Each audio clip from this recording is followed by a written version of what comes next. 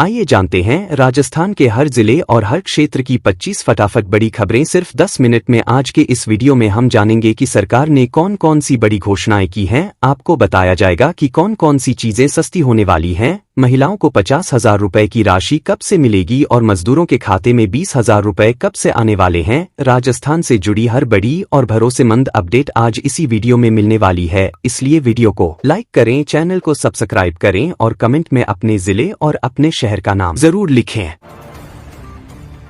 राजस्थान के कई जिलों में सर्दी और कोहरे का असर बढ़ गया है। मौसम विभाग के अनुसार न्यूनतम तापमान में गिरावट दर्ज की गई है, जिससे शीतलहर की स्थिति बनी हुई है। सुबह और रात के समय घना कोहरा छाया रहने से दृश्यता कम हो रही है। यातायात प्रभावित हुआ है। किसानों को रबी फसलों की सुरक्षा के लिए सिंचाई और कवरिंग की सलाह दी गई है। प्रशासन ने लोगों से सावधानी बरतने की अपील की है।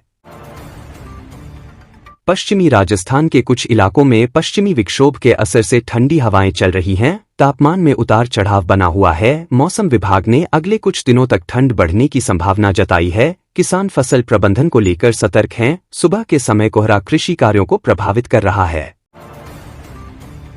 राजस्थान के सर्राफा बाजार में सोने के दाम ऊंचे बने हुए हैं। 24 कैरेट सोने का भाव 10 ग्राम के लिए रिकॉर्ड स्तर पर बना हुआ है। चांदी के दामों में स्थिरता देखी जा रही है। व्यापारियों का कहना है कि वैश्विक बाजार और निवेश मांग के कारण कीमतों में मजबूती बनी हुई है। जयपुर सहित प्रमुख शहरों में सोने की कीमतों में तेजी दर्ज की गई है। निवेशकों का रुझान बढ़ा है। चांदी भी मजबूत बनी हुई है। ज्वेलर्स के अनुसार आने वाले समय में बाजार में उतार चढ़ाव रह सकता है। ग्राहकों को सोच समझकर खरीदारी करने की सलाह दी गई है।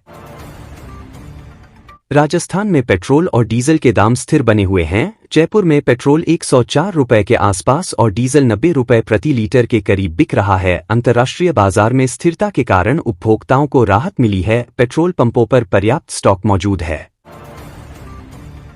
राजस्थान में सामाजिक सुरक्षा पेंशन योजना का दायरा बढ़ाया गया है, जिससे बुजुर्गों, विधवाओं और दिव्यांगों को नियमित सहायता मिल रही है। सरकार ने सत्यापन प्रक्रिया तेज की है। ऑनलाइन सुविधा उपलब्ध कराई गई है। लाभार्थियों को समय पर राशि मिलने से संतोष है। राजस्थान के पेंशन भोगियों को राष्ट्रीय पेंशन प्रणाली के तहत गारंटीड पेंशन का लाभ मिल रहा है। योजना के अनुसार अंतिम वेतन के आधार पर पेंशन तय की गई है। इससे लाखों पेंशनर्स को आर्थिक सुरक्षा मिली है। कर्मचारियों ने इस फैसले का स्वागत किया है।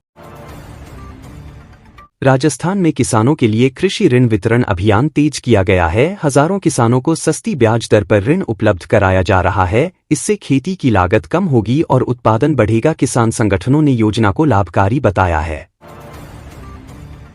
राजस्थान में फसल बीमा योजना के तहत क्लेम प्रक्रिया में तेजी लाई जा रही है। सरकार ने अधिकारियों को समय पर भुगतान सुनिश्चित करने के निर्देश दिए हैं। किसान आर्थिक सहायता मिलने से राहत महसूस कर रहे हैं। ग्रामीण अर्थव्यवस्था को मजबूती मिल रही है।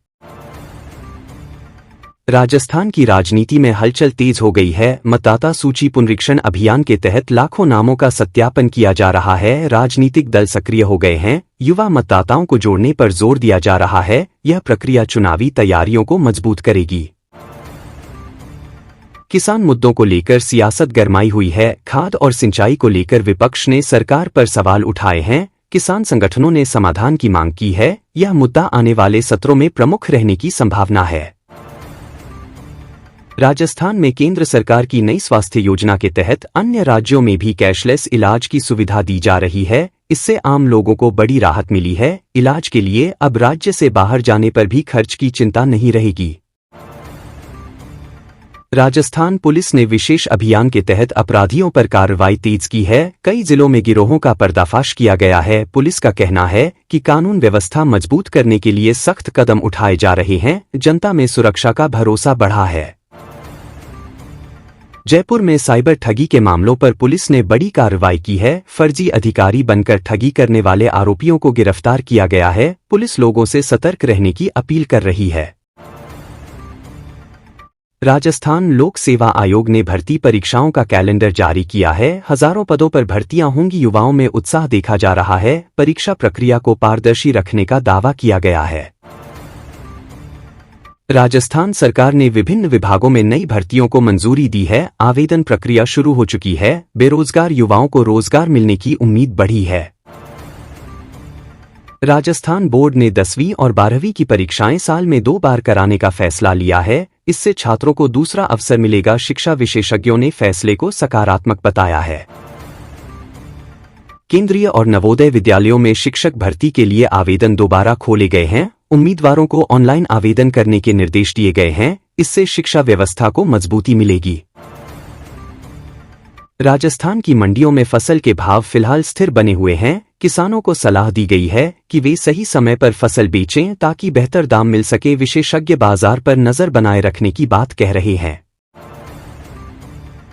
आधार अपडेट की मुफ्त सुविधा को आगे बढ़ाया गया है। नागरिक ऑनलाइन माध्यम से नाम, पता और जन्मतिथि सुधार सकते हैं। लाखों लोगों को इससे राहत मिली है।